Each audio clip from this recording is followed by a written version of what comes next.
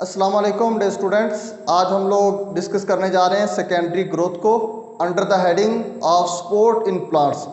तो sport in plants के लिए कुछ फैक्टर्स रिस्पॉन्सिबल होते हैं जो हम लोग प्रीवियस लेक्चर में डिस्कस कर चुके हैं, और उन्हीं फैक्टर्स में से एक फैक्टर था सेकेंडरी ग्रोथ का, और ये अलग से भी एक इंडिपेंडेंट क्वेश्चन है, इसलिए हमने इसको अलग से देखा है। लेकिन याद रखें, इसका जो फंक्शन होगा सेकेंडरी ग्रोथ का, वो स्पोर्ट के साथ लाजमी तौर पर रिलेट कर रहा होगा। तो सेकेंडरी ग्रोथ के लिए आप लोग सबसे पहले देखें, प्राइमरी ग्रोथ और सेकेंडरी ग्रोथ दो तरह की ग्रोथ होती है प्लांट्स के अंदर। तो दोनों ग्रोथ के लिए रिस्पॉन्सिबल होते हैं टिश्यूज़, जिनको हम लोग कहते हैं मेरिस्टेमेटिक टिश्यूज़। तो मेरिस्टेमेटिक टिश्यूज़ की भी दो टाइप्स होती हैं, एक होती हैं एपिकल, एक होते हैं लेटरल मेरिस्टम्स। एपिकल मेरिस्टम्स ऐसे जो किसी भी प्लांट के ऊपर एपेक्स मतलब टॉप के ऊपर मौजूद हो, और वो जब डिवाइड करें तो प्लांट की जो लेंथ है वो इंक्रीज कर रही हो। जिस तरह से एक सीडलिंग प्लांट हो, तो बिल्कुल एक बेबी प्लांट जिसको आप लोग बोलते हैं, तो उस टाइम पे उसके अंदर एक्टिव जो एपिकल मेरिस्टम्स हैं वो ज़्यादा एक्टिव होते हैं, मतलब उसकी जो इंक्रीज इन लेंथ वाला फैक्टर है वो ज़्यादा होता है। लेटरल मेरिस्टम की जो डिवीजन है वो कम होती है। तो अब आ जाते हैं दूसरे मेरिस्टम की तरफ, जो कि हैं लेटरल मेरिस्टम्स। तो लेटरल मेरिस्टम्स जो साइड्स पे जो सर्कुलरली अरेंज्ड होंगे प्लांट के अंदर, तो वो जब डिवाइड करेंगे तो उसके नतीजे में क्या हो रहा होगा, प्लांट की जो गर्थ है, जो थिकनेस है, वो इंक्रीज हो रही होगी। तो हम लोग कह सकते हैं कि सेकेंडरी ग्रोथ एक ऐसी ग्रोथ है जिसकी मदद से प्लांट्स अपनी थिकनेस को इंक्रीज करवा रहे हैं, और थिकनेस इंक्रीज करवाने का मतलब कि अपनी सपोर्ट को क्या कर रहे हैं, वो एनहांस कर रहे हैं। तो हमने सेकेंडरी ग्रोथ को आप लोगों की बुक के अकॉर्डिंग कुछ यूँ डिफाइन किया है, the increase in girth of plants due to activity of vascular cambium and cork cambium. दो तरह के कैम्बियम की हम लोग बात कर रहे हैं, और आगे चल के इन दोनों तरह के कैम्बियम को भी एक्सप्लेन करेंगे। तो cambium tissues are basically meristematic tissues. तो मेरिस्टेमेटिक टिश्यूज़ में भी ये कौन से टिश्यूज़ होंगे, याद रखना है, लेटरल मेरिस्टम्स। तो ये जब डिवाइड करेंगे तो दो तरह के कैम्बियम की बात कर रहे हैं, एक है वास्कुलर। तो वास्कुलर से आप लोग वाकिफ़ हैं कि ये जो वास्कुलर टिश्यूज़ होते हैं उनके दरमियान जो कैम्बियम मौजूद होगा उसको बोलेंगे वास्कुलर कैम्बियम। मतलब जाइलम और फ्लोएम के दरमियान, जाइलम और फ्लोएम के दरमियान एक मेरिस्टेमेटिक लेयर होगी जिसको बोलेंगे वास्कुलर कैम्बियम, और दूसरी होगी कॉर्क के बिल्कुल नीचे जिसको हम लोग बोलेंगे कॉर्क कैम्बियम। तो सबसे पहले हम लोग देखना चाह रहे हैं वास्कुलर कैम्बियम को, कि वास्कुलर कैम्बियम क्या है और ये डिवाइड कैसे करता है। तो स्टूडेंट्स ये इंपॉर्टेंट है, आप लोग इसको ज़रा ध्यान से सुनेंगे, क्योंकि यहाँ पे बहुत सारी बातें हम लोग एक साथ डिस्कस करने जा रहे हैं, जो कि बाद में आप लोगों के लिए क्या बन जाएगी, कन्फ्यूजन। तो आप लोग गौर करेंगे, वास्कुलर कैम्बियम मतलब वास्कुलर टिश्यूज़ के दरमियान आप लोगों को नज़र आ रहा है, ये रेड कलर से अलग से ड्रा किया हुआ है, वास्कुलर कैम्बियम। तो अब इस वास्कुलर कैम्बियम ने डिवाइड करना है। तो वास्कुलर कैम्बियम सबसे पहले बनेगा between primary xylem and primary phloem. तो आप लोग लोकेशन भी मालूम कर लें प्राइमरी जाइलम की और प्राइमरी फ्लोएम की। तो इनसाइड आप लोगों को नज़र आ रहे हैं प्राइमरी जाइलम, और आउटसाइड दिस मेरिस्टम आप लोगों को नज़र आ रहे हैं प्राइमरी फ्लोएम। तो जाइलम का नंबर भी आप लोग देख रहे हैं कि ज़्यादा होता है प्लांट्स के अंदर, और फ्लोएम का नंबर भी कम होता है। उसके बाद हम लोगों ने प्रीवियस लेक्चर में ये भी बात देखी थी कि जाइलम का रोल ज़्यादा होता है स्पोर्ट के अंदर एज कम्पेयर टू फ्लोएम। इसीलिए हम बार बार किसकी बात करते हैं, स्पोर्ट के अंदर जाइलम टिश्यूज़ की बात करते हैं। तो स्टूडेंट्स यहाँ पे कुछ डिफाइन किया गया है वास्कुलर कैम्बियम को, cylinder of actively dividing cells between primary xylem and primary phloem. तो ये हम लोग डिफाइन कर रहे हैं आप लोगों की टेक्स्ट बुक के अकॉर्डिंग, प्राइमरी जाइलम और प्राइमरी फ्लोएम के दरमियान जो cylinder of actively dividing tissues है उसको हम लोग कह रहे हैं it is basically vascular cambium. अब यहाँ से आप लोगों ने याद रखना है कि वास्कुलर कैम्बियम न्यू जाइलम और न्यू फ्लोएम कैसे ऐड कर रहा है, जिसको हम लोग कहेंगे secondary xylem and secondary phloem. Secondary xylem produce due to the division of vascular cambium. Vascular cambium की डिवीजन की मदद से या वास्कुलर कैम्बियम की डिवीजन की वजह से सेकेंडरी जाइलम प्रोड्यूस होंगे। तो प्रोड्यूस कहाँ पे हो रहे हैं, inner side of vascular cambium. तो स्टूडेंट्स यहाँ पे आप लोगों ने याद रखना है कि ये जो सेकेंडरी जाइलम है ये वास्कुलर कैम्बियम के तो इनसाइड बन रहे हैं। ये हम लोगों ने एक डाइकाट स्टेम के क्रॉस सेक्शन को कट करके देखा है, मतलब स्टेम को हम लोगों ने यूं कट किया है और उसका भी एक पोर्शन हम लोग देख रहे हैं क्रॉस सेक्शनली उसको कट करके। तो जो इनसाइड आप लोगों को नज़र आ रहे हैं वो क्या है, जाइलम। तो जो सेकेंडरी जाइलम बनेंगे वो बनेंगे इनसाइड दिस, इनसाइड मतलब ये जो आप लोगों को नज़र आ रहा है वास्कुलर कैम्बियम उसके नीचे वाली साइड पे बन रहे हैं सेकेंडरी जाइलम। तो यहाँ पे सेकेंडरी जाइलम क्या होंगे, अपेयर होंगे। तो एक चीज़ आप लोगों ने और याद रखनी है कि जो सेकेंडरी जाइलम बन रहे हैं, सेकेंडरी जाइलम सेल्स बन रहे हैं, ये secondary xylems inside this vascular cambium but outside the primary xylem. तो ये भी आप लोगों को कंफ्यूज करने वाली टर्म है कि जो वास्कुलर कैम्बियम है उसके अंदर वाली साइड पे, लेकिन प्राइमरी जाइलम से बाहर, प्राइमरी जाइलम से ऊपर की तरफ बन रहे हैं ये सेकेंडरी जाइलम।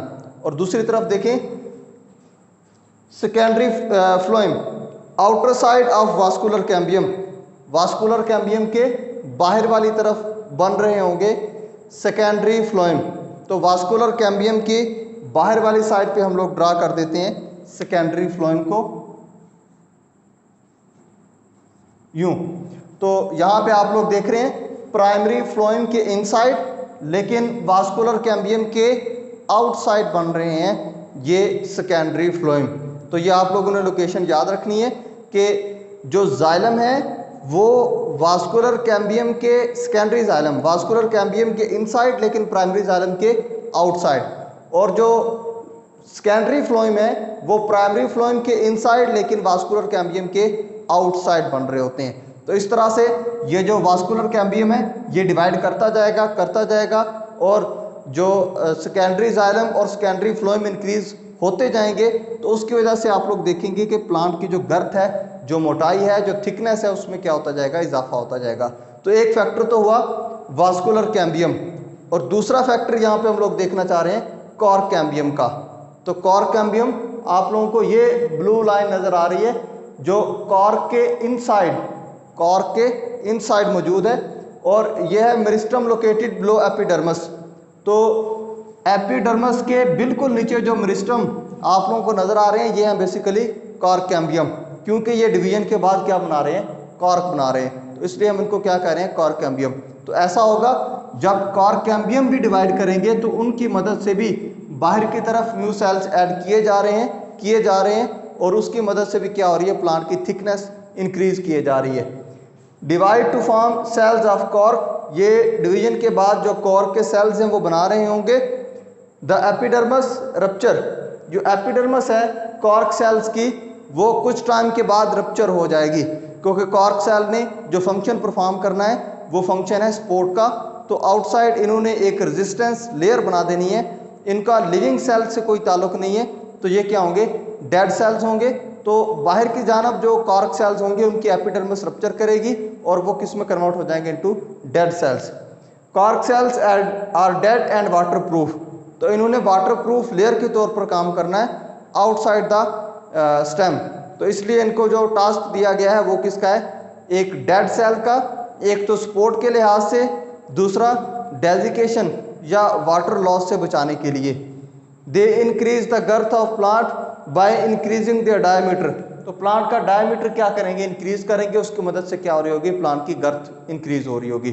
तो स्टूडेंट्स अब हम इसी डायग्राम को थोड़ा सा मॉडिफाई करके देखेंगे, लेकिन देखेंगे सिग्निफिकेंस ऑफ सेकेंडरी ग्रोथ के अंदर। तो सेकेंडरी ग्रोथ की सिग्निफिकेंस में हम लोग सबसे पहली चीज देख रहे हैं एनुअल रिंग्स। तो एनुअल रिंग्स अपेयर हो रही होती हैं डाइकॉट स्टेम्स के अंदर। जो डाइकॉट स्टेम होते हैं उनमें पर ईयर एक रिंग बन रही होती है, और उस रिंग की मदद से हम एज ऑफ प्लांट को भी काउंट कर सकते हैं। मतलब अगर आप एक डाइकॉट के स्टेम को क्रॉस सेक्शनली कट करें तो आप उसके स्टेम में मौजूद जो नंबर ऑफ रिंग्स हैं उसकी मदद से आप एज ऑफ प्लांट भी काउंट कर सकते हैं। तो याद रखें, सबसे पहली जो होगी, इसको आप लोगों ने काउंट नहीं करना, ये होगी पिथ जो ऑलरेडी मौजूद है, और ये होगी जो फर्स्ट रिंग आप लोगों को नज़र आ रही है, ये होगी एक अर्ली रिंग, और उसके बाद आप लोग नंबर ऑफ रिंग काउंट करते चले जाएंगे। तो जितनी रिंग्स होंगी उतनी आप लोग कह सकते हैं कि एज ऑफ प्लांट भी होगी। लेकिन इन रिंग्स के अंदर भी फर्दर जो एक डिफरेंस आएगा वो इस तरह से आएगा ग्रोथ पैटर्न के हिसाब से। फॉर एग्जांपल अगर आप लोग देखें जो स्प्रिंग सीजन होगा उसके अंदर फास्टली ग्रो कर रहा होगा प्लांट, और जो समर सीजन होगा उसके अंदर ग्रोथ थोड़ी सी रुक जाएगी। तो वहाँ पे जो रिंग्स होंगे वो लाइट एंड डार्क होंगे, लेकिन दो रिंग को जो डिफ्रेंशिएट करने वाली लाइन है वो क्लियर होगी always. Vascular cambium produce layers of secondary xylem which are visible as layers. तो सेकेंडरी जाइलम प्रोड्यूस हो रहे होंगे जो कि लेयर्स की फॉर्म में विजिबल होंगे on the plants. 1 layer per year, एक लेयर एक साल के अंदर क्या होगी, बनवाई जा रही होगी। Count, we can count the age of tree from layers. तो इन्हीं लेयर्स की मदद से ही हम लोग एज ऑफ ट्री भी फाइंड कर सकते हैं। तो स्टूडेंट्स मैं थोड़ा सा इस डायग्राम को मॉडिफाई करने जा रहा हूँ कि इस रिंग के बाद मैं एक फर्दर रिंग ऐड करने जा रहा हूँ। तो रिंग के बाद मैं यहाँ से प्राइमरी फ्लोएम को और सेकेंडरी फ्लोएम को अरेज करके रिंग के बाद एक फर्दर रिंग ऐड करना चाह रहा हूँ। मतलब आप लोग समझें कि यहाँ पे जाइलम टिश्यूज मौजूद हैं और जाइलम के बाद यहाँ पे फर्दर फ्लोएम टिश्यूज आ जाएंगे इस कैम्बियम के आउटसाइड। तो यहाँ से लेकर यहाँ तक एक सेकंड रिंग है, मतलब एक रिंग ये हो गई और ये दूसरी रिंग। तो इसकी आइडेंटिफिकेशन के बाद आप लोग बता सकते हैं कि इस प्लांट की एज कितनी होगी, 2 इयर्स। तो ऐसा होगा यहाँ पे मौजूद होंगे primary xylem and then secondary xylem, उसके बाद जो है वो बनते चले जाएंगे। तो पैटर्न कुछ यूँ होगा, यहाँ पे जो रिंग के बिल्कुल आउटसाइड एरिया होगा वो एरिया क्या होगा, थोड़ा सा डार्क एरिया होगा। कुछ यूँ हम उसको आइडेंटिफाई कर सकते हैं। तो ये एरिया थोड़ा सा क्या होगा, डार्क एक रिंग के अंदर, और उसके बाद ये जो एरिया होगा ये थोड़ा सा लाइट होगा।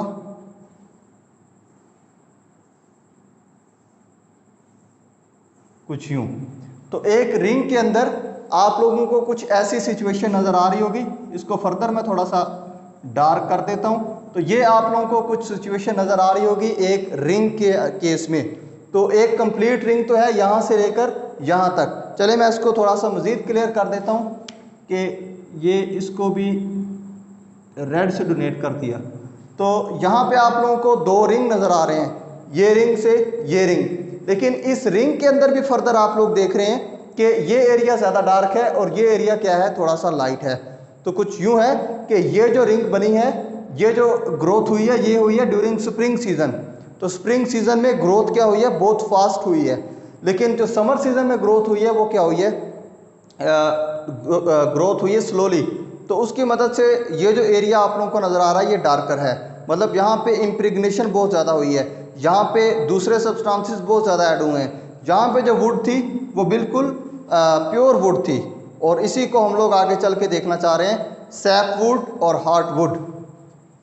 Heartwood and sapwood, the active conducting portion of the wood is known as sapwood. तो ऐसा होगा जैसे जैसे गर्थ इंक्रीज करती जाएगी तो कुछ ही पोर्शन होगा सेकेंडरी जाइलम के केस में जो कंडक्शन करवा रहा होगा, और उस एक्टिव पोर्शन को बोलेंगे सैपवुड। आप लोगों ने एक थ्योरी भी पढ़ी थी एसेंट ऑफ सैप के नाम से, मतलब सैप को अपवर्ड लेके जाना। तो जो एरिया या जो वुड सैप को कंडक्ट कर रही है उसको बोलते हैं सैपवुड, और जो वुड डेड हो चुकी है जो सैप को कंडक्ट नहीं कर सकती उसको बोलते हैं हार्टवुड। तो 2 रीजन्स बन जाएंगे यहाँ पे। The inactive non conducting would is heartwood. Heartwood accumulates many waste in it, for example resins, oils and gums etc. तो ऑयल वुड का जो हार्टवुड का फंक्शन होगा वो ये होगा कि वो अपने अंदर बहुत ज़्यादा जो वेस्ट मटेरियल्स हैं उनको क्या कर लेगी, अकमुलेट कर लेगी। तो स्टूडेंट अब मैं इस पूरी जो एक स्टेम की क्रॉस सेक्शन है इसको लेबल करने जा रहा हूँ। तो सबसे पहले आप लोगों को नज़र आ रहा है कॉर्क, उसके बाद cork cambium and then cortex. तो कॉर्टेक्स के बाद आप लोगों को यहाँ पे नज़र आ रहे हैं फ्लोएम टिश्यूज, फ्लोएम। तो इन सब को कलेक्टिवली हम लोग कह सकते हैं कि ये क्या है, बार्क या प्लांट के बाहर वाली स्टेम के केस में छाल जिसको कहते हैं, तो ये बार्क है। तो तो इसको आप लोग आसानी से यहाँ से क्या कर सकते हैं, उतार सकते हैं। और यह आप लोगों ने ऑब्जर्वेशन भी की होगी कि बार्क को आप लोग इजीली रिमूव कर सकते हैं, लेकिन उसके बाद आ जाती है नीचे लेयर। तो ये सारे का सारा एरिया किसका है, जाइलम का है। तो जाइलम के केस में जो स्टिफनेस होती है वो ज़्यादा होती है, उसको आप लोग आसानी से उतार नहीं सकते, तो वो होती है प्योर वुड। तो लेकिन उससे पहले क्या आ जाती है, बार्क। तो वुड के केस में भी ये थी समर वुड जो समर में बनी है, समर वुड, और ये है स्प्रिंग वुड।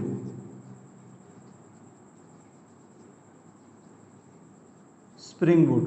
तो ये ओवरऑल पोर्शन किसका है, वुड का, और ये नीचे क्या है, पिथ का पोर्शन है। तो इस तरह से हम एक स्टेम को क्या कर सकते हैं, क्रॉस सेक्शनली आइडेंटिफाई कर सकते हैं। और उसके बाद लास्ट पे है कैलस या वुड टिश्यू फॉर्मेशन। जो प्लांट की हम लोग ग्राफ्टिंग करवा रहे होते हैं या कलमकारी जिसको हम लोग कहते हैं, तो उसके केस में भी हम लोग इन्हीं जो सेकेंडरी ग्रोथ का सहारा है उसी का सहारा ले रहे होते हैं। जब हम लोग एक प्लांट का कोई पोर्शन कट करके दूसरे प्लांट के अंदर इंसर्ट कर देते हैं, तो वहाँ पे उसको फिक्स करवाना वो भी काम होता है सेकेंडरी ग्रोथ का। या अगर कोई कट लग जाता है प्लांट को, तो उस कट को या उस वाउंड को फुलफिल करने के लिए जो टिश्यूज़ रिक्वायर्ड होते हैं वो टिश्यूज़ भी आ रहे होते हैं due to the secondary growth. Soft parenchymatous cells form on or below damage surface of wood is known as callus. तो डैमेज सरफेस के ऊपर या उसके बिलो जो सेल्स अपेयर हो रहे होंगे वो होंगे सॉफ्ट पैरेन्काइमेटस टिश्यूज़, और वो आ रहे होंगे due to the secondary growth. तो सेकेंडरी ग्रोथ की ही मदद से हम लोग ये चीज़ ऑब्जर्व कर रहे होते हैं। यूनाइट ब्रांचेस ड्यूरिंग बडिंग और ग्राफ्टिंग। तो बडिंग और ग्राफ्टिंग के दौरान जो ब्रांचेस होती हैं उनको भी यूनाइट किया जा रहा होता है with the help of secondary growth. तो स्टूडेंट्स, ये थी हमारी आज की discussion related to secondary growth, कि सेकेंडरी ग्रोथ प्लांट्स को सपोर्ट प्रोवाइड करने में और प्लांट्स को जो है अदर जो एनुअल रिंग्स और उसके बाद हार्टवुड और सैपवुड फॉर्मेशन या कैलस और जो वुड फॉर्मेशन है उसके अंदर कैसे हेल्प आउट कर रही होती है। तो नेक्स्ट हम इंशाल्लाह प्लांट्स के अंदर मूवमेंट को डिस्कस करेंगे। उम्मीद करता हूँ आपको इस लेक्चर की समझ आई होगी। स्टिल अगर आप लोगों को यहाँ पे कोई भी क्यूरी है सेकेंडरी ग्रोथ के केस में, तो आप लोग क्वेश्चंस पूछ सकते हैं। Thank you.